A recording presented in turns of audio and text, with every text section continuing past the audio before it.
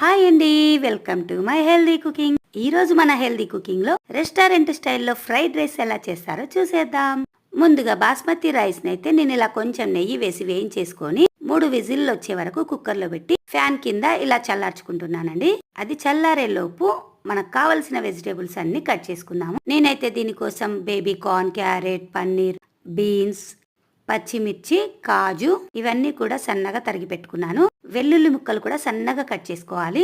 ఈ fried rice అయితే cutting లోనే టేస్ట్ ఉంటుందండి. చూస్తున్నారు కదా నేను ఏ విధంగా అయితే కట్ చేసుకున్నానో అలా కట్ చేస్తేనే ఫ్రైడ్ రైస్ చాలా బాగుంటుంది. కొంచెం ఆయిల్, కొంచెం నెయ్యి వేసేసి అన్నిటినీ ఫ్రై చేసుకున్నాను. ఇక్కడ మెయిన్ మనకు రెస్టారెంట్ టేస్ట్ రావాలి అంటే మాత్రం ఖచ్చితంగా వెనిగర్, సోయా సాస్ వేయాల్సిందేనండి. హెల్తీ కాదు, కాకపోతే అప్పుడప్పుడు మనమైతే బయట తింటాం కాబట్టి అదేదో ఇంట్లో చేసుకుంటే కొంచెం హెల్దీ కదా, అందుకనే నేను అప్పుడప్పుడు ఈ సాస్లు అయితే ఖచ్చితంగా వాడతాను. ఇంకా అన్నిటినీ బాగా ఫ్రై చేసుకున్నాక తగినంత సాల్ట్ వేసేసి చల్లారిన అన్నాన్ని ఈ విధంగా నెమ్మదిగా కలుపుకోవాలి. మొత్తం కలిపేసిన తర్వాత ఫైనల్ గా కొత్తిమీరతో complete tasty tasty fried rice ready.